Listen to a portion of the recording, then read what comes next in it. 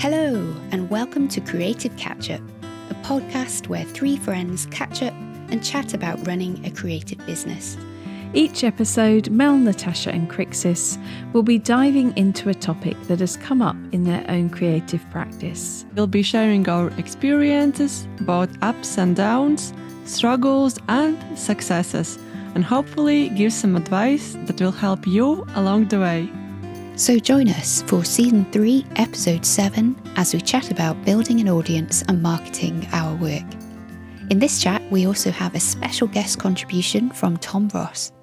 Tom is an entrepreneur, founder and CEO of Design Cuts and an avid supporter of artists making a living from their work. He gives us lots of advice and tips later on in the episode, so be sure to listen in. Hello! Hello! Hello! How are you, Mel? Yeah, we had the exhibition finish the 13th, a week and a half ago now. I think it is. Yeah. So it was, for those who don't know, it was a group exhibition between all of us three, and it was in Cornwall. Yeah, Mel, how has your life been besides exhibition? It's actually been quite busy, but I just wanted to share a bit about the exhibition because I think it'll be good. Our listeners probably will want to hear how it went. And I think it was actually really nice to actually do it, and we had a lot of good positive feedback from those who came to the exhibition. A lot of people said that they loved seeing the work together and how it worked together, you know, our different styles, although we're quite different, they all kind of work together, and a lot of visitors mentioned that. And yeah, it was just really nice to be able to talk to people in person and share a bit about the process behind the work. I had my sketchbooks there when I was there, and I think that helped as well, people to see the process of the work and how it developed. And yeah, it was just actually quite positive, although it was a lot of work and a lot of preparation. I know all of us did a lot of preparation, having to work out what to order, what quantities, how many pictures to frame. You know, there's a lot of things that go into putting on a in-person exhibition. But yeah, I think it worked together, and it did look good, and the gallery gave us feedback as well afterwards, which was very positive, and they have invited us back if we want to use the space again. So that's been good. How did you find it on the whole, Crixus, when you were there? Well, I was super busy when I came from Latvia, and it was just exhibition almost immediately. So I was a little bit overwhelmed, but I really enjoyed being there and chatting with people. Like, I'm not the person who likes to chat with a lot of people, but in that moment, I really liked hearing the feedback. And even sometimes when I didn't mention that which ones are my work or and so on, and just hear the honest opinion, it was really like good. And I think like the place where the exhibition was held, it was really like calm and peaceful, and it was also really interesting to see the seasons change over there. I remember when we set it up, the exhibition, it was almost like summer, and at the end it felt like the autumn is finally here, which was really nice to observe as well. And yeah, I really enjoyed looking at both of your work. I saw Natasha's work for the first time in person, which was really amazing. And yeah, I love Mel's work. I think her work is really expressive. So it was just nice to see everything like together. And I think if you want to see more, you can see it in our future videos. Maybe when you will see this, some of the videos will come out and you can see more sneak peeks from the exhibition as well. Yeah. Definitely you'll see it in our videos, in our vlogs that we have been working on very hard. I think that's what else we've been doing is producing studio vlogs or vlogs of what we've been up to and all of that stuff. How about you, Natasha? I mean, you were involved in the exhibition, but you were like from a distance. Tell us your experience. I think if you're having an exhibition, it's good to actually be there because you then feel a bit more of a part of it. But one thing I did like was that it encouraged me to really concentrate on making a body of work. And I hadn't done that for a while, not to that intensity. So I actually had a deadline to work to and had to create the work. And that was really positive that I've ended up with this body of work from doing that. Yeah. So that was nice. Yeah. One thing I did realise, though, was that it was important to, I think, in order to get people to it, where it was located, it wasn't on like a busy city street or in a high street where you would have had natural foot floor. It was down lanes and at the quite out of the way southerly end of the Lizard Peninsula. So the way to get people to it was that you had to advertise it, I think, to people that you knew and even putting up lots and lots of posters all around the area, which Mel did brilliantly. She honestly I like she wrote, I put some there, like across the whole Lizard, and it was brilliant. Yeah, it just showed you had to kind of work probably quite hard to get people to come down. It was good in a way because we were next to Roskilly, which is a working farm. It's open to visitors, and that pulls a lot of people anyway because they have ice cream, they have cafe, and so you get footfall from that. But also it showed me that you did have to know a lot of people. You had to kind of bring them to the place. I felt like there were like, from all the people who came, around 40% knew Mel in some extent, because she's been living here much longer, and I think because she is doing a lot of workshops and meeting people in person, I think it was great that you can just invite a lot of people you already know. Whereas for me, I don't know a lot of people in Cornwall, so it was a little bit harder to do so. Yeah. But we did also get a couple of people from YouTube as well, didn't we? Yes. From our YouTube community. Yeah. What was that one lady, Becky? She said to you that she found me and you through Natasha's channel. Oh yes. She lives in Cornwall, and she said she saw Natasha's videos and she came there. She didn't know that I'm also on YouTube, or Mel is on YouTube, so it was really interesting to see. Yeah, that was quite funny because she lives not that far away from you, right? Yes. So she basically had to find us through Natasha's channel, who, Natasha isn't in Cornwall. Yeah. So I found that quite funny. Right, so what I'm up to at the moment is working on my next shop update. I'm also trying to finish off quite a few things this month because I'm taking a month off of Patreon in November, should I say. And I'm also working on an exciting palette launch with Deep Light, which is coming up at the end of this week. I have... oh, wow! I've put together a palette. So when the podcast comes, it will be up? Yes, it will. Yes, it should be, because it's going up on Sunday. Yeah. So I have collaborated with them on a palette, and we will actually be launching that with a new colour called Natasha's Grey, which I have worked with them on as well. So that's what I'm doing this week. I'm trying to get all of that finished because I have to make a video, and I'm making the artwork and all of the different things we need to do before launch. So that's what I've been up to. Oh, I'm so glad to hear that, and I'm glad you said that as well. We wouldn't have known this news. No, I've been keeping it under my hat. Yeah, we haven't been able to say. So I've mentioned it to my patrons. Yeah, they're the only people who know that this is coming up. But yeah, they don't even know really when it's launching. So you two are the only ones who know that it's going to be on Sunday. Oh, wow. That's amazing. Yeah, it's really cool. It's been a lot of fun. because I love putting together colour palettes anyway. So being able to do it with them, with their amazing selection of colours and coming up with a new colour together has been really exciting and really fun. Yeah.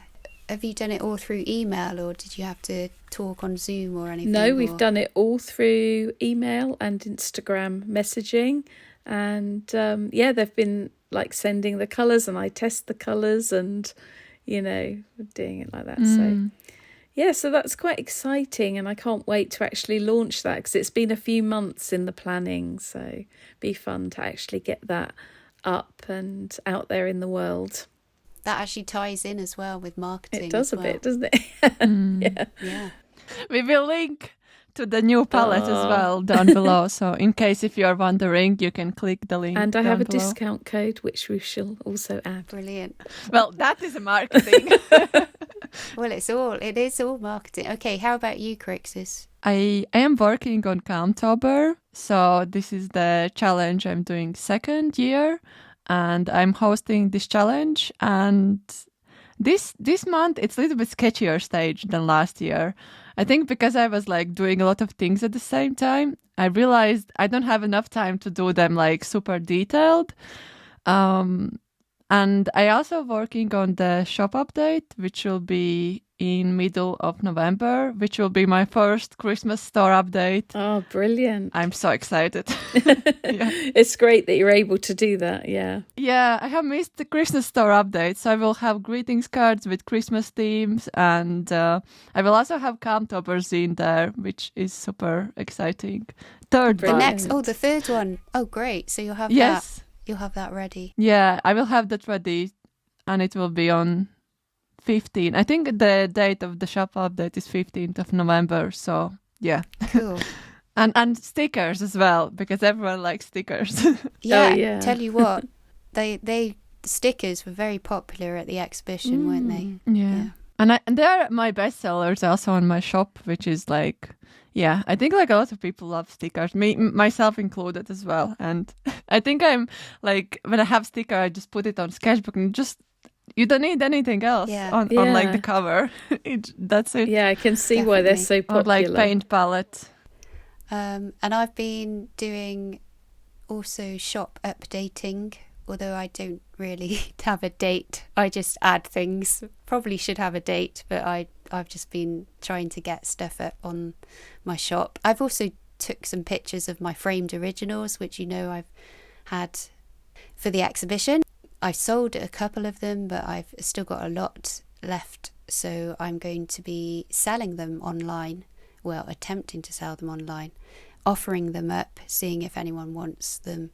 And so, yeah, I've been taking pictures, or Tony has been taking pictures of me. Good. I saw that, it was so sweet. Because you tried to take pictures at home and it didn't work out. And then Tony was like, let's go out. Oh, it was good such a for sweet Tony. post. Yeah.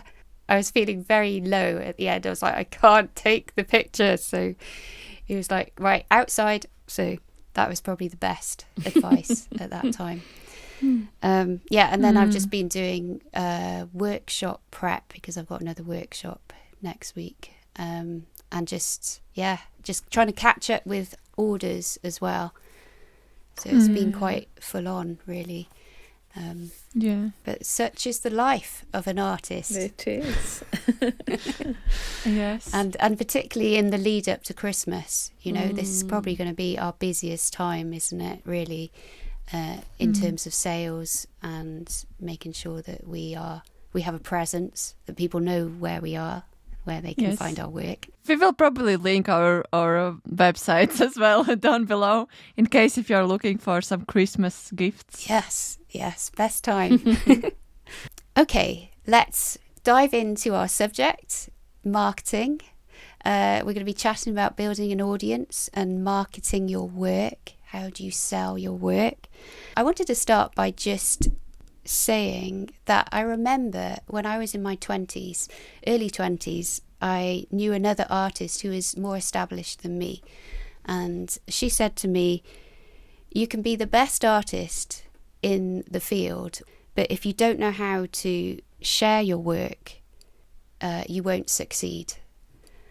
And that I found quite striking, because that says to me you've got to be able to find an audience for your work. You can't just create the work and expect it to sell. You actually do have to show your work in order for it to be bought. It's really true, because like if you don't share your work, no one's gonna know you even exist. Yeah. And I think marketing is really important. And although sometimes we can struggle with it, and maybe most of the time, yeah, we always remember that, okay, but we need to do it, otherwise we will not be seen. Yeah. I think though, yeah, that has helped me to see its importance, particularly with that lady who I met, you know, saying you really have to work out how you're going to communicate to your audience to sell your work. I mean, you know it's very important, so you know you have to do it, but it doesn't come easily. It's very hard to blow your own trumpet, so to speak. And I think you have to do that a little bit if you're going to be successful. And you need to be comfortable with putting your work and yourself out there.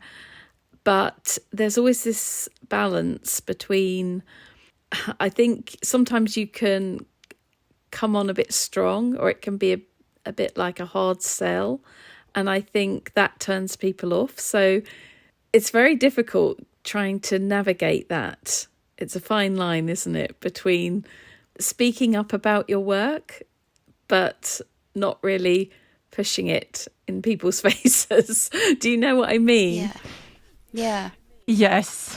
In that regard, I try to avoid marketing a lot because I felt like I'm too pushy or like I want to like direct everyone to my shop every time. Yeah. So I kind of stopped doing that, and then nothing happened. So I know what you're talking about. Yeah. Yeah. I find this with the newsletters too, because I have a mailing list, and I tend to, when they sign up, it says something about only notifying them when there's going to be a shop update. So I'm very wary of notifying them about anything else, because I don't want people to start unsubscribing. It's very tricky with this kind of thing, because you need to do it enough to promote whatever it is you want to promote, but you also don't want, as I said before, to turn people off and be bothering people, really. I don't know how you find the balance. I think I always come back to this, don't I, about balance in things, and how I always find it hard to find the balance in everything. It's either too much or too little, you know? Yeah.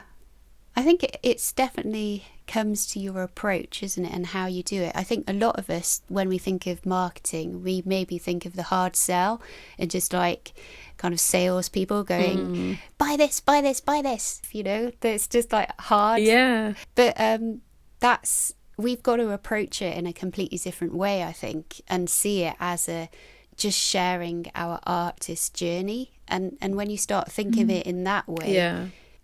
you're not going to be selling your work every time you talk to your audience, but you are going to be telling them maybe what you're working on, or, you know, they'll see behind the scenes how you're choosing your materials, how you're using them. Yes. You're showing more of the person, and because then people become invested or interested Yeah. in you, then Yes. when there's an opportunity for them to buy a piece of work, they feel like they can do that because they know more about you than you just be this cold caller who's going, buy this, buy this. In that regard, I think, even though I mentioned before we started chatting in this podcast that I personally, editing studio vlogs, it's a little bit harder, but at the same time, I think studio vlogs is the best marketing strategy on YouTube, because you are sharing your life, and the more people are watching, like, and being interested what you're creating, they want to see if they can get it somewhere else. But it's kind of more also subtle. It's not like we are mentioning it all the time. We are just like, oh, we are preparing for it or doing something. I think that way the studio vlogs are introducing a little bit more what we do? Builds interest in you as a person and in your work. And I think people like seeing behind the scenes and how everything comes together in your thought processes and your art practice. And I think all of that feeds into them feeling like they know you a little bit more and they know the meaning behind your work and where it's coming from. And that in turn, I think, makes people more interested in potentially buying your work in the future. Yeah, also to say thank you as well, because some people actually do want to say, well, how can I support you? Yeah. Or, you know, how can I get behind you? How can I encourage you? Yeah. And sometimes I find that people will just kind of, I mean, sometimes people will donate something to me, you know, just on a PayPal, because they're like, I really love your videos. Oh, that's so nice. Yeah. I want to say thank you for you producing them, and they'll just give me, you know, and that's really, really nice when that happens. But that takes a while though to build that, I think, as well. Yeah, it's nice to be able to support the artists. If you feel like they're giving you some value in what they're sharing. I know that I do this myself with artists that I feel I really enjoy following. I like to support them, so I can totally understand that. This is what other people like to do as well. But I mean, before we go into the different ways we market our work and different things that you can do, I wonder, what do you think stops artists from marketing their work? A lack of confidence. Yeah. But that's a good point. Like, if you're more confident on what you do, you kind of say it by the way, and it doesn't bother you. Whereas if you are like self-conscious, you are like thinking about it all the time. Yeah, I think if you're an overthinker and a perfectionist, both those things can stop you from wanting to sell your work. Sounds familiar. Well, firstly, you just think, oh, no one would want my work. And then your work is never good enough. Yeah, and then someone buys something and you have like imposter syndrome. You're like, did they press the right button? Did they? Maybe they meant a different Melanie Chadwick. They got confused. Yeah, it's hard though, isn't it, to actually just build the confidence in yourself as well, and think that there's worth in what you bring. I think the more you do it, the more like easier it gets. What are the different ways of marketing your work?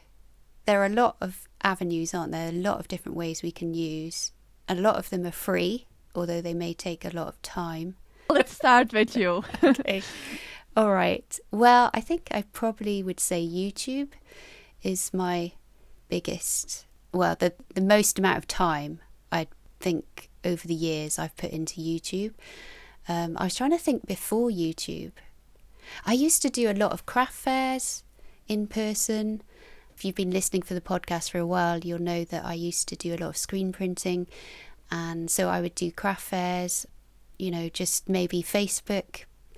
Then I'd have my web shop. I'd also have a blog. I remember doing a lot of content for Blogger talking about my work. But really, I found it really hard to actually build an audience that way. And I would find that I wasn't selling, you know, what I thought I could sell.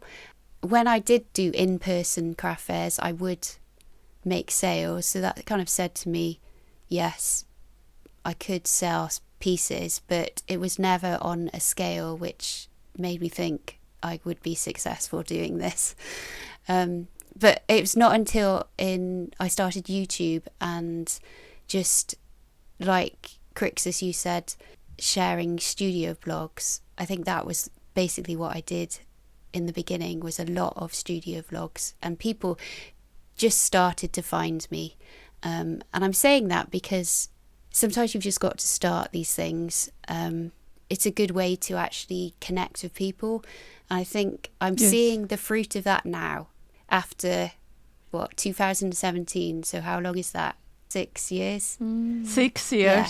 I'm seeing that now because I'm getting regular sales in my shop through of being on YouTube. And then I also have my websites. I have 2 websites, one for my client work, one for my shop. And then also Substack, which I started writing in the last 6 months. I did have an email before that, so I'd send out a MailChimp kind of email, mostly irregular, and didn't feel like there was any structure to it. But since I've been doing Substack, I feel like I've got a lot more of a sense of what I want to write about. And it's a combination of content creation and sharing my sketchbooks, the pages that I create, and then I'll put in now and again new products, but it's not every time that I write it I talk about a product that I'm selling. And then also in-person things are still important, I think, like doing workshops in the community and building, a presence, what we say, I guess, in real life, where people know what you do and where you're based. And I think that really helps as well. So those are probably my main areas. I think for me, I would say most of my sales currently in my shop come through my mailing list. So I've managed to build that up over, I think it's the past, 3 or 4 years. And these are the people who I always think are most interested in actually buying my work. So it comes through that, but also Instagram and YouTube have been really big for me in marketing my work. I would say initially I felt like Instagram was the more popular of the two, or the more successful of the two when it came to marketing my work. But now I feel like it's kind of swinging more towards YouTube. I always think that I actually need to mention my work more on YouTube, and I've been trying to do that a little bit just recently, trying to make my videos more about the art rather than the art supplies, and actually show people what I do. And I think that has actually driven some more people to kind of go and check out my shop and my website and so on. So yeah, they're 2 big things for me, YouTube and Instagram, and also Patreon. Even though I don't see Patreon as somewhere to really market my work, the people who have joined and are my patrons, or members as they're now calling them, I feel like these people are the people who are most interested, along with my mailing list members, in buying my work. So yeah, I think it's because I'm sharing in such depth there that they get to see the real behind the scenes of it all and see how it's created and my process and everything. So yeah, so it's a mixture, isn't it? Direct and indirect marketing. Yeah, because a lot of the time I guess I wouldn't even see what I'm doing as marketing, but it is in a very, I don't think subtle of it way. as being marketing at all, but it's very subtle, but it's not consciously marketing. Sometimes, for example, when I'm sending out a mailing list newsletter, that's very conscious. I'm like, yes, I'm letting these people know that I have new products and new artwork in the shop.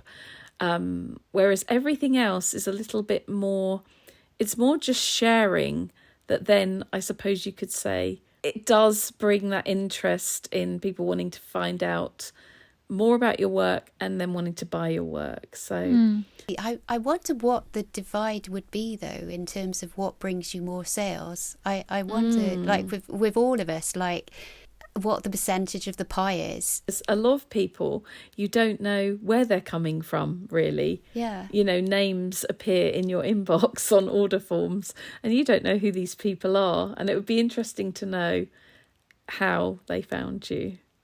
Yeah. I have got it on my shop dashboard. I can see, which links have brought, the footfall to the shop. And definitely YouTube is up there, Instagram.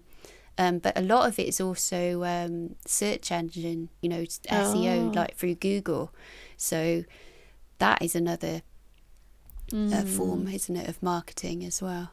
That's quite cool to hear. So Crixus, how about you? I think YouTube is my main, also like marketing strategy, but not like, I don't consider YouTube as marketing strategy, but it does help me to drive traffic to different websites.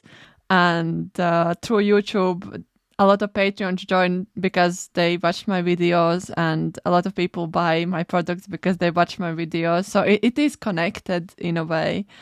Yeah, of course it's connected. I would say it's definitely connected because they wouldn't be able to find you otherwise. Yeah. It's like, you know, it's a form of marketing, whether we like it or not. It is a form of marketing. Yes. That's what it is. Yeah. So that is like, I think for like my online sales, its biggest traffic goes through YouTube. And also Patreons are, like Natasha mentioned, they are like she has a mailing list and Patreons. I think for me, just because I don't have mailing list, I know it's not the best marketing strategy. I'm in the middle of making it actually. But yeah, Patreons, I feel like they are really invested in what I do, and they are really interested about the newest upcoming shop launches. Yeah. So I actually mention there every time I will have something, and I kind of share a little bit sneak peeks. Almost as if I was writing a newsletter, but it was just private for Patreons. I think like with marketing, it's really tricky because sometimes I forgot that I need to market it. So for a long time, I even didn't mention that I have physical rewards on my Patreon. And it was so funny when I mentioned it once, like 5 people joined, and I was like, oh wow. Oh, that's brilliant. It's funny because Tony says to me, after I've done a YouTube, he's like, have you told people to like and subscribe? Have you told people to do that? And I was like, no. I try to remember now. I didn't used to be so good at it, but I try to remember to mention it. I kind of leave it to the end of the video a lot of the time, and I'm thinking I really should just mention this at the beginning and get it in there right at the beginning. You know, it makes such a huge difference to us for them to like and subscribe and comment. You know, that's the difference between your videos being seen by a wider audience or not. And you know, it's essential. So I don't know why it annoys people so much, but it is difficult. It's one of those things again where I think, okay, I know that I need to mention this because it's sensible to do so, but it's really awkward to mention it.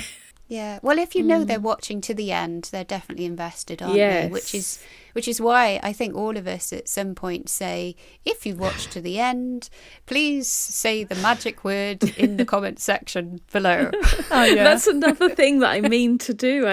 I started doing that a while ago on most of my longer videos, and just recently I've totally forgotten to do it. But I think it's a really good little thing to do because it helps people feel like it's like being part of a little club, isn't it? A little community. It is. Yeah. I think like this is really good thing, but also it's if someone doesn't know what to comment, but they want to comment and kind of give you appreciation, they can just mention that word, and you know that they care. Natasha, you mentioned this video that went really well for you. Let's talk about that because I think it's actually really good to hear because it's marketing. How has it helped your channel? As we record this podcast on the 25th of October, it has had about 112,000 views, which for my channel, because my channel is not a massive channel, it's really quite big. And it's become the most popular video on my channel within a very short period of time because it's only been up about a month and a half. And it has managed to grow my channel by just over 4,000 subscribers, which is quite a lot from one video. And obviously people come and they watch that video, and then if they like it, they go on and watch other videos. So some of them have subscribed through other videos, but they initially came through that video. So having a video that goes big like this does mean that it really helps the growth of your channel. Like nothing else, really.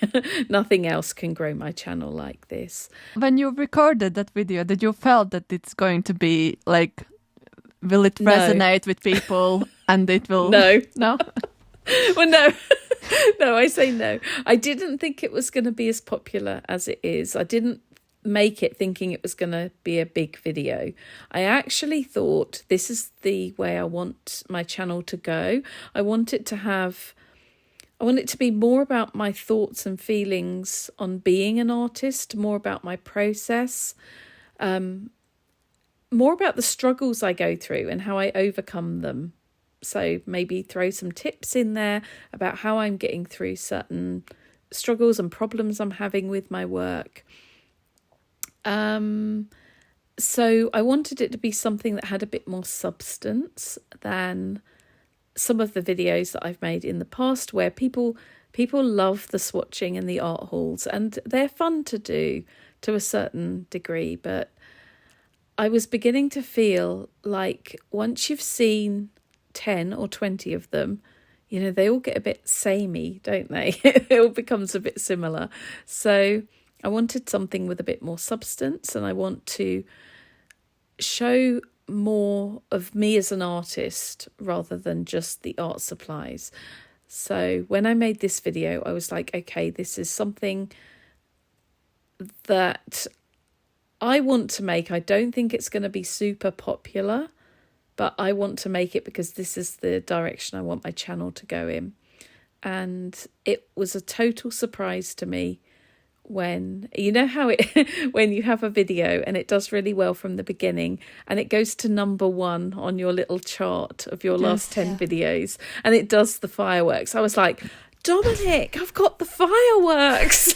I was like, it's actually gone to number 1. I've actually got a video that's gone to number 1. And because I hadn't had that for a while, actually. YouTube has been, I don't know, it's been going through a slightly quieter period for me recently. And so to have this was really wonderful. So I was really excited about that. And then I noticed, instead of it kind of dying down after the initial rush when you first put a video up, it was gaining and gaining and gaining. And I noticed they were pushing it out to more and more and more people. And then those people, because they were reacting well to it, it then just snowballs. Yeah. And it's so lovely when that happens. And one of the most satisfying things or gratifying things has been that people have said it's really resonated with them, that they've also struggled with the same issues that I covered in that video, which was getting over the fear of the sketchbook and also trying to work more loosely, but trying to slightly change my work or experiment. And a lot of people said that really resonated with them. And I think that's why it's been popular. I guess that's why, because a lot of people go through these struggles, and it's always comforting to hear someone talking about something that you're struggling with and knowing that other people have that problem too. Very encouraging to hear, and really encouraging for you as well. Yeah, it is, because this is the direction I want my channel to go in. So this has been a big boost. Yeah, do you feel you have more of an idea of what future videos you're going to be creating? I do, actually, yeah. I have a lot of ideas now, and I was feeling like I was struggling a bit, because it's always that thing where you've built up an audience who like one particular thing. And every time I try to deviate from that on my channel, it's been a struggle a lot of the time. Is that because you've had lower numbers, or like people's comments aren't as engaged, or you've just noticed it hasn't gone the way you would like it to go? I would say my favourite kind of videos to watch as a viewer when I'm watching other artists' videos are where they're talking about their process and their feelings, and they're sharing behind the scenes, and it's more like a studio vlog type of video. I have become, as much as I love trying new art supplies and seeing new art supplies, I've become a bit bored with making those videos and watching those videos. Yeah. And so, I mean, I know what I like to watch, but whenever I try to produce what I like to watch on my channel, the audience that I have previously had, because a lot of them came through the swatching videos, the art haul videos, they only seem to be interested in that. So whenever I try to post a studio vlog, you'll see I have a studio vlog up on my channel from a few months ago, and it's had like a tiny fraction of the views that most of my videos get. Because those videos are so lengthy to put together, it kind of is disheartening. You think, well, why am I doing this? Because it's a lot of my time and effort for not much return. But in doing this video the other week, I actually managed to share the type of thing I wanted to share. And the reaction has been so engaged and so positive. It makes me feel excited to try and, I don't know, just sort of pivot my channel slightly and go in this new direction. I feel like I can see the path I need to go down now. I suppose that's how I'd say it. I think that's a really interesting word that you use there, though, pivot, because I think you probably had the content, you had like the ideas, but you just needed to tweak it to kind of change it slightly so that people could find a way into what you were sharing. You know, like instead of maybe calling it studio vlog, you actually addressed the question that you had. And even though you may have talked about that before, or you could have talked about it in a different way, you actually got to the nub of it maybe better in your title. This is, do you know, that's such an interesting point you make there, Mel, because it's really important to mention this. I think the way it was titled and the thumbnail I did made a huge difference. I think if you just write studio vlog number 42. I stopped doing that because I realized if I write studio vlog 12, who cares that it is like number 12? Exactly. You kind of need to share from what's actually in there. Totally. Yeah. This is exactly it. And it's so interesting that Mel brought that up, because that's something that I should have mentioned. Crixus just said that, you know, nobody cares that it's studio vlog 12. You know, it doesn't tell you anything about the content.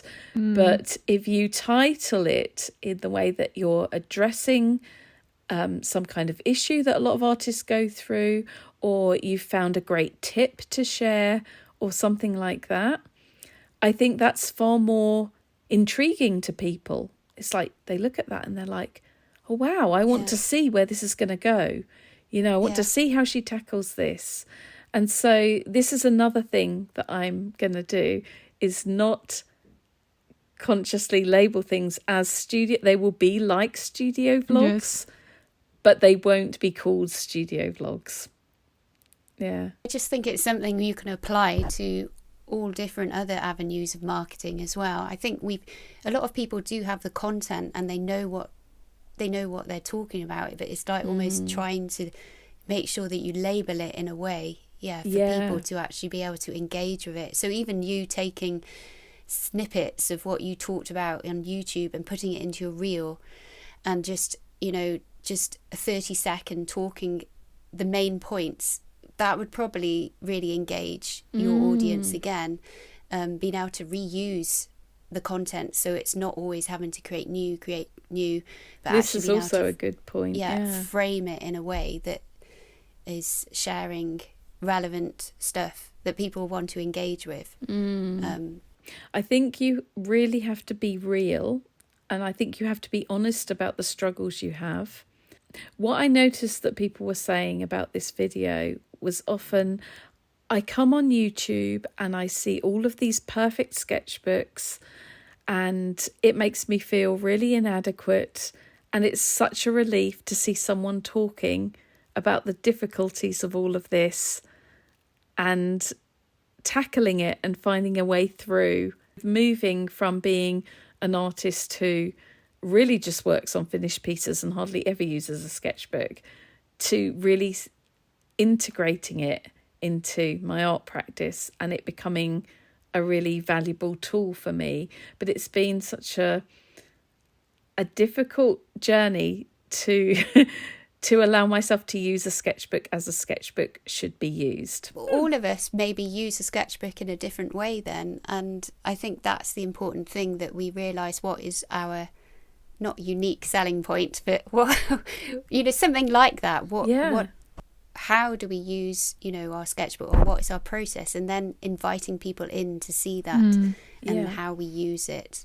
Mine would be, I love drawing outside sketching is my thing, so I'm going to try and talk about that, and how though can I invite people into that so they can understand where I'm coming from, rather than just going da-da, this is it. Yes.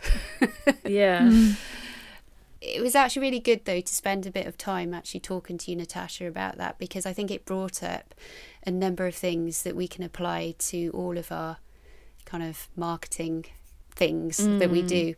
And we've actually answered one of the questions, what has been your most successful marketing effort so far? So I think maybe that was yours, Natasha, this year. So, it's definitely one of them. Yeah. Maybe not a planned one, but no, totally not. It's worked. It's working for you, or has worked for you in that way. Is there anything else? I mean, do you have any other strategy that you use? Or I know we don't like to label it as a strategy, but Crixus? I think I don't have the most successful marketing effort, but I think what helped me when I did Countdover Zine for this year, I promoted in several different apps. So I didn't just say it on YouTube that I have it. I also shared, because I was doing Countdover as a challenge, everyone there saw all the prompts. And then I shared, I have a zine, then I mentioned it on Patreon, then I mentioned it on YouTube. So I think marketing, it can be also, you can use it and share it from different platforms, and it doesn't need to be just one. And I think that worked as well, because for that Countdover Zine, I had a lot of orders, because I already mentioned it everywhere, so everyone knew. Yeah, I've heard, you have to share something 7 times before someone actually hears. Oh, what yes, you're I saying. heard this. Yeah. They trust you more after seeing it 7 times or something. Yeah. It's something weird like that. Yeah. People see it at different times of day, don't they? So they may be in different moods. They may be just a very flick kind of, I just saw it quickly. But there may be another time where they're more relaxed and maybe they spend longer looking. Yes. Yeah. So that's why I guess you should share it across, like Crixus, you should share it across all the platforms, that one thing, but also share it at different times of day, but also before keep sharing it. You can share it before it starts and also after it starts. So it's with some time in between. Yeah, different parts of the process as well. Yes. Yeah, that's definitely a good thing. What's worked for me, where I've seen growth, is when I'm collaborating with others, and that can be us doing this, collaborating on a podcast. Also interviews, I know I've done interviews with other podcast people. Also articles as well, that's helped get traffic to my site. And I remember Sandy Hester, I did a collaboration with her, and that brought a lot of people over to my YouTube channel. Collaboration and sharing, that can be a really helpful thing, particularly if you're new to it as well. Kind of different audiences come from across the country or across the oceans, or that's what will happen with Natasha, won't it? With the Deep Light collaboration partnership, whatever. More Latvians will follow you. But that's another thing as well, isn't it? Partnering with companies, maybe companies that you have a connection with your work. Maybe you use their materials. Maybe you can reach out. I remember one time DeWent posted one of my images. They had asked permission to post it, and then that brought more eyeballs. And then with Domestica, that brought, doing a course of them also brought a lot of people to my site. Anything you do, I think, with anyone else can bring exposure. Yes. It's now time to hear from Tom Ross. Hey, my name is Tom Ross. I am a long-time entrepreneur, marketer, and creative. I'm currently the CEO and founder at Design Cuts and have been running that for 10 years now, which feels crazy to say. We're a community, a platform, and a marketplace for creatives and artists. So we do live sessions, super popular events. We have a really vibrant community, and we make courses and learning and digital assets available for artists all over the world. Because I'm such a marketing geek, in my spare time, I also teach marketing to fellow artists and creatives. I run a paid community, I put out content, and so you could say I'm pretty marketing obsessed, I guess. I think marketing is important for artists because it helps us escape this kind of terrible stereotype of the starving artist. I get so frustrated when I see friends and peers who are really, really talented when it comes to their art, but very resistant towards marketing. And as a result, they get no visibility, they're frustrated, they struggle financially. This then impacts their mindset. And as a result, that can impact their inspiration and creativity. So they're kind of stuck in this rut of feeling like things just aren't working out for them. And I've helped so many individuals now with their marketing that I'm such a believer. I've helped people grow newsletters and launch their website and create products. And that is a big part of what we do at Design Cuts. Like, we've literally been able to harness people's talent and then help them make a full-time and a very lucrative full-time living from that. But even on a smaller scale, it's like applying a bit of marketing sense to your business can make the difference between struggling every month and actually living more comfortably. So for me, kind of getting both down is just incredible. It's the best of both worlds. And many artists that a lot of us look up to, you will notice they're not just really talented when it comes to their art, but they've also devoted the time to learn the craft of marketing. And those are the people who are killing it in the industry, and often the people we want to be like. It didn't happen by accident. They actually bothered to learn and apply marketing to what they're doing. Finding and understanding your audience is really one of the pillars of marketing. And I think what most artists tend to do is they think, okay, I got to start just pumping out content sporadically on social media. That's how I'm going to find my audience. And it's a little bit like build it and they will come. And I actually think one of the most important things you can do is decide who your audience is and what you want to offer them. Because until you really know those things, you're not going to understand who those people are, what makes them tick, what motivates and drives them, how to connect and resonate with them, where they hang out currently, where to find them, and then what to actually say to them and offer and show them when you can get in front of them. So I think doing that foundational work of actually defining your audience is definitely step one. And this can vary hugely. Like, we might all be artists, but I have friends who are focused on, teaching people surface pattern design, for example. There's quite a niche audience in that case. Or artists that help others with mindset specifically, or others that teach illustration or lettering or drawing, whatever it may be. I think you need to get clear on who you're trying to help and how you're trying to help them before you try and grow a big audience or anything like that. I'm always wary to give one size fits all advice. So I can't turn around and be like, it should definitely be Pinterest, or it should definitely be Instagram or TikTok or LinkedIn. Because the truth is it varies. And there's a couple of factors to consider when you're looking at marketing platforms. So the first one is, once you've defined your audience, where do they tend to enjoy spending time? Because I have creatives who are trying to reach people more in the professional world, so they're crushing it on LinkedIn. Equally, there's some people that just want to, build a big audience and get some of the clout that comes with that, and maybe they found it easier to break through on TikTok. In my case, I'm currently really focused on Instagram because a lot of the artists that I'm trying to help with marketing spend their time there natively. So that's consideration number one, is where do your people actually spend time? Consideration number two is, which platforms do you feel equipped to be consistent at and enjoy using? Because they all have their different nuances. So for me, I know it can be a bit toxic, but I actually really enjoy a lot of aspects of Instagram.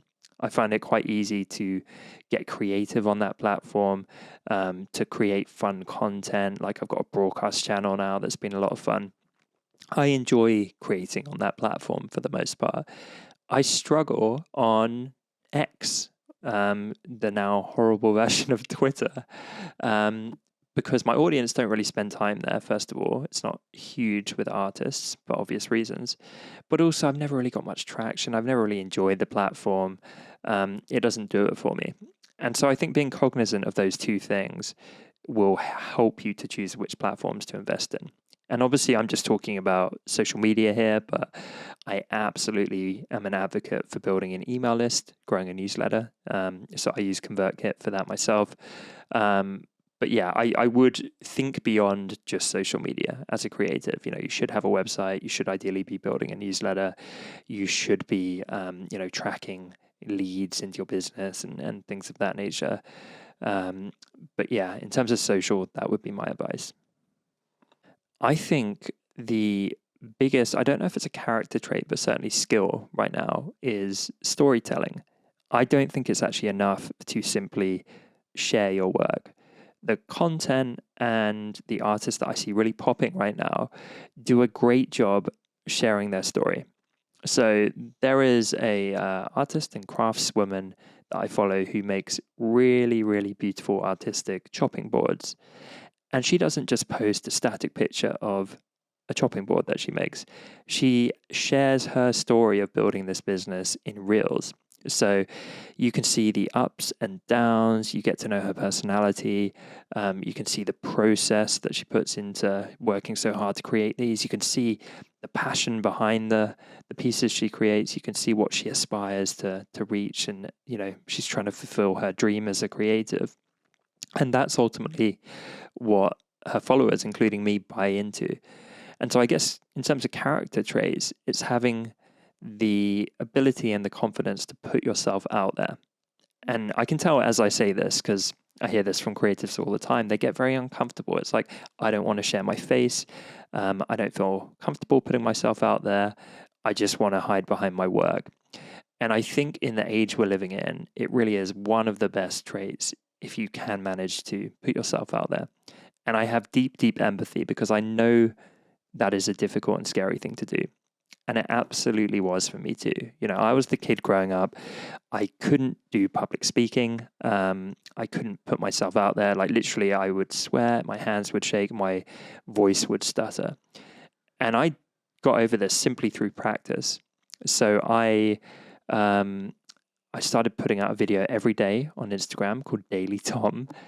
And the first one took me an hour and like 100 takes just to post a 30-second crappy video clip. It was ridiculous. I found it so painful, so uncomfortable, and so difficult. But I kept doing it. And so day 2, it took me 30 minutes of, deep discomfort. And eventually, I was just putting these videos out with one take. And I didn't care if I fumbled my words or it wasn't perfect because I was just in momentum. I was on a roll producing this content. And then after that, I started doing podcasting and I hated the sound of my voice. And, I felt super unconfident doing that. But I kept at it and I did over 500 episodes and the podcast became pretty popular. And then live sessions were the scariest thing. I couldn't go live without feeling super nervous and anxious again until I did hundreds of them. And now I love them and they're super fun and I feel really comfortable. And through doing all of these reps and all of these hours, putting myself out there, I've now got to, talk on stage to hundreds of creatives. I do live events to thousands of people. I do stuff like this and I feel very comfortable and very confident doing it. And it's one of the greatest blessings of my life. Like I love that I've been able to kind of hone this confidence in doing this because I was the last person you would expect it of. And it has all kinds of ramifications in my personal life as well. So I can speak with more confidence to my team. I've even been like best man for my best friend and my little brother. and had to give speeches at their wedding. Like younger me physically would not have been able to do that. But because I've done all this content and podcasting, I did a good job with the speeches. So I promise, even if it's uncomfortable, like put in the hours, put in the practice, go through that pain, and it will genuinely make you a better marketer and I think a more confident person. I think when you put out a piece of content as an artist, think of it like having a betting slip with some odds on it. And the odds represent the chance of that piece of content breaking through and becoming popular. Now, what I see with a lot of artists is they are putting out content in such a format that it's virtually impossible it's going to break through. It'll be like some low quality static image of their work. You know, it's not in the format that, say, Instagram likes, and there's virtually no chance of that getting shared or going viral. There's nothing really to it beyond it just being a photo of work. So in that case, your betting slip would say something like 1 million to 1. You could honestly share that piece of work hundreds of thousands of times, and it's probably never going to break through. And you see this with artists who post for years and years and years, hundreds or even thousands of pieces of content, and don't really get any traction. Whereas if you really nail it, so for example, I've been helping some friends with this, and first of all, they've got the talent, they make great work, and then they put it in a format that works. So on Instagram, that would be a reel right now, and they put together reels, and they capture attention, and they use a hook to kind of get people to keep watching. They then try and weave some story into it. They deliver value or showcase their work in a really interesting way. And by doing all of these things, they greatly increase their chances of success. So maybe their betting slip is not 1 million to 1, it's 100 to 1, or even 10 to 1 if they're incredible. And then you really just increase your chances of finding success by putting betting slips with improved odds down more consistently, as in posting more consistently. So I'll give you an example. I mentioned before about artists that share, for years and years and see no success. My friend Jimbo, I was working with him, and he's a lettering artist, and he started putting out an upgraded type of reel. He invested a lot of effort. These are super high quality reels. And I think in the last month, he put out half a dozen or something like that. And it was the 5th or 6th one that now has over 100,000 views, and he's getting thousands of followers, and it kind of broke through. So in his case, maybe his reels give him a 10 to 1 chance of breaking through because they're that good, and he's that good. And so he's laid them down. 10 to 1 didn't hit, 10 to 1 didn't hit, and he's done that 5 or 6 times, and eventually one has broke through.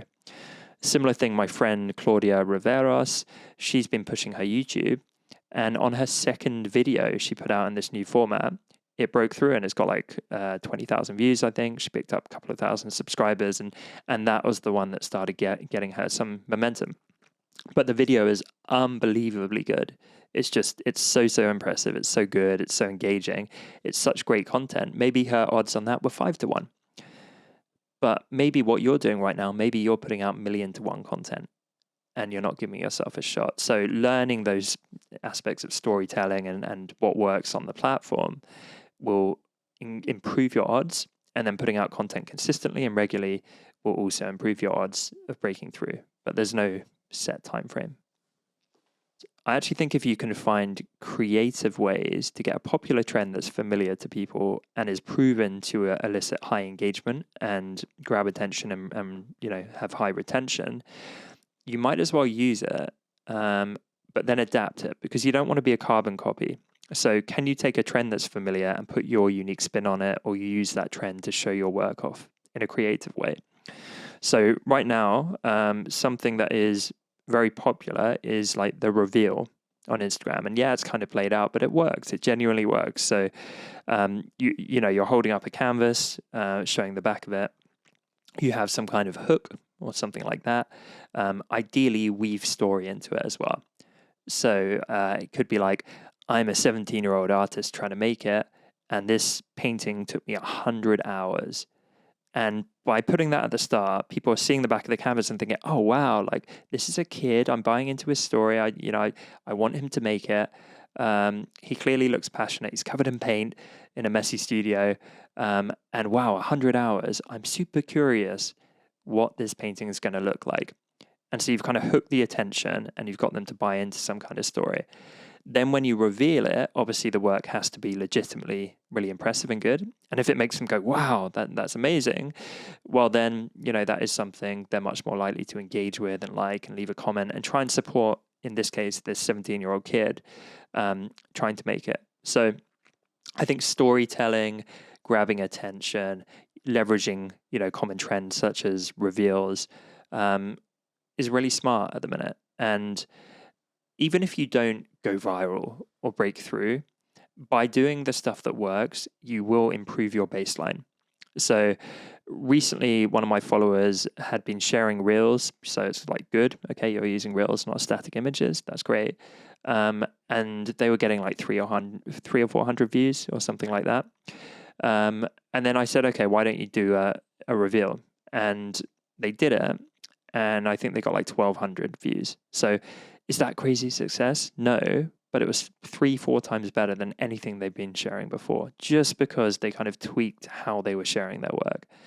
And to my previous point, that's improving their odds. So maybe they keep putting out content like that and they tweak it and get better and better at storytelling. And suddenly they break through with one of those. I think if you get to do what you love and dictate how you want to spend your time, that is true success. So if you're able to, create work that you adore making, if you're able to cultivate, an amazing community that supports you and build true relationships, if you enjoy that stuff and you get to spend your time how you choose, that is ultimate success. It definitely is not, the blue tick Lamborghini lifestyle or anything like that. Be a professional. And what I mean by this is be reliable. Through my company, I do all kinds of outreach and partnerships and stuff like that. And I am amazed at how flaky a lot of creatives and artists are. To the point you think like, wow, they simply would not survive in any other industry because that's not a professional way to behave. And this is not me hating on artists. Like, I'm a creative myself. I get it. We're not all wired that way, but there's an awful lot of people that will kind of ghost you, or you'll be working on something and they just go a bit quiet or a bit cold, or they deliver things late, like all that kind of stuff. And I think when you're professional, when I look at the people that I built incredible partnerships with and done amazing things with in the art world, invariably they are the ones that actually are professional and are reliable, as well as being nice, of course. So I think it's really underrated. I think if you can actually act professionally, that is huge as an artist. The next thing is just to actually embrace marketing. So a lot of people will paint marketing with a bad brush, and they will shy away from it. They make excuses. They blame the algorithm, you name it.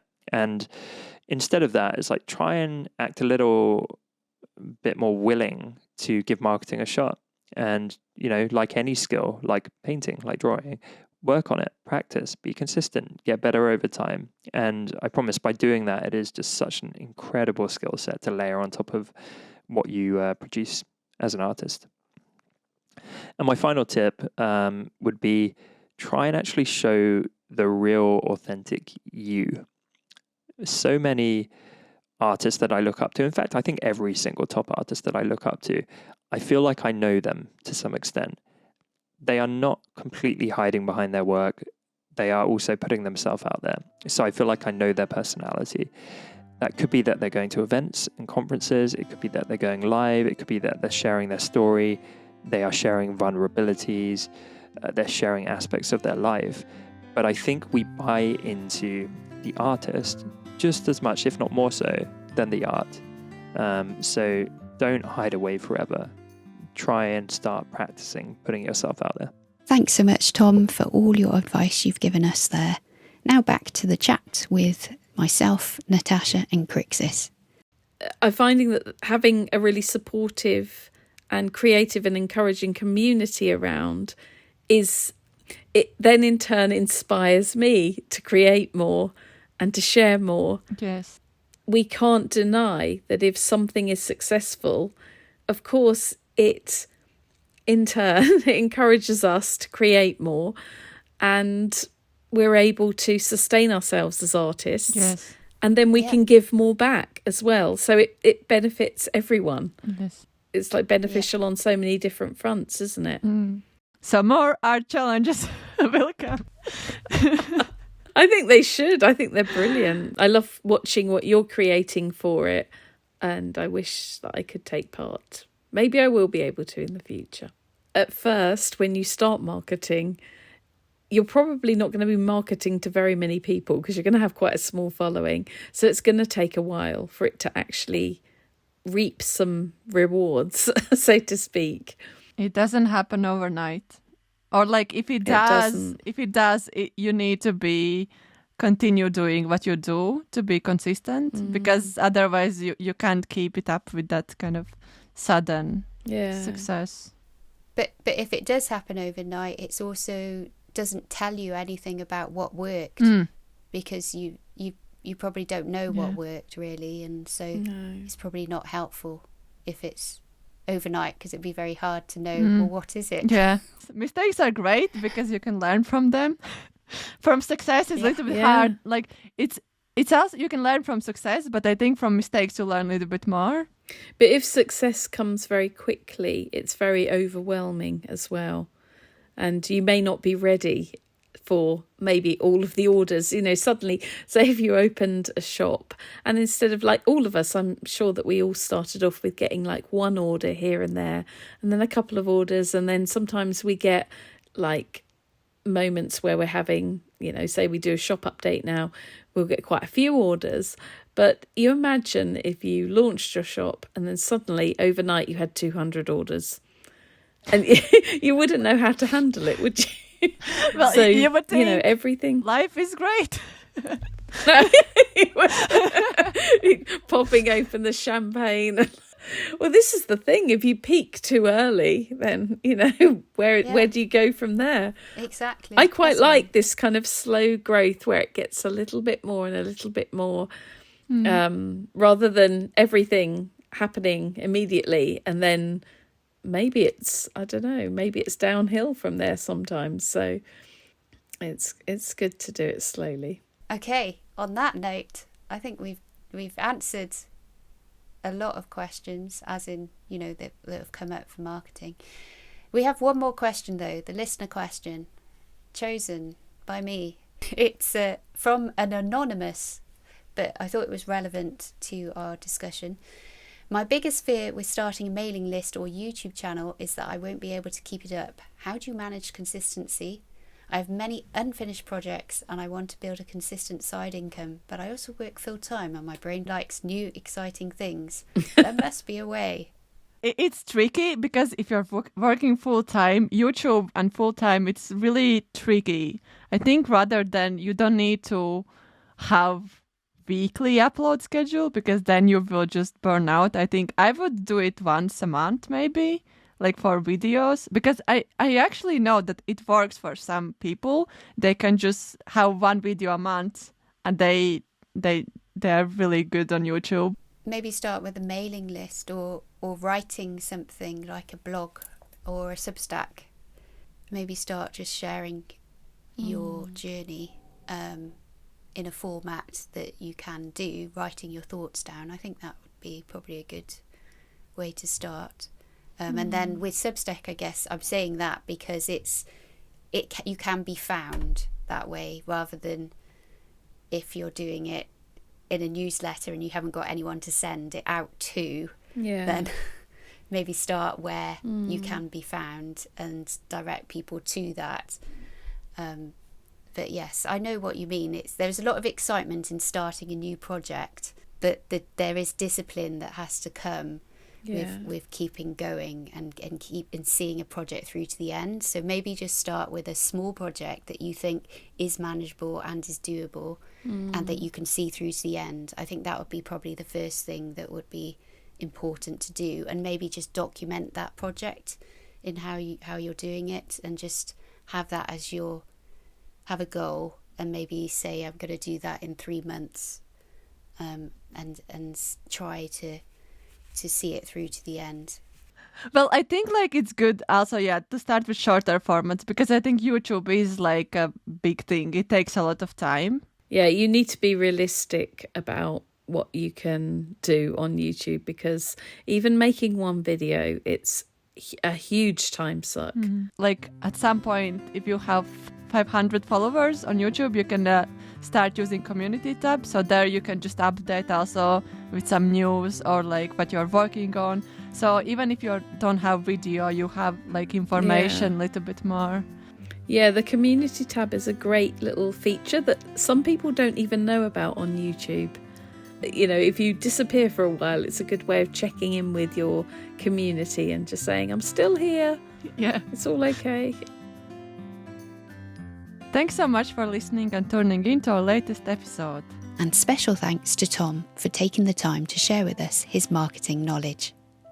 We hope you'll join us next time on our creative catch-up, when we'll be chatting about sharing our mistakes, the reality of running an art business. Find us on YouTube at Creative Catchup or Instagram creative.catchup. Until next time, 3, 2, 1. Stay creative. Creative. Okay. As long as you've said it. We don't need to-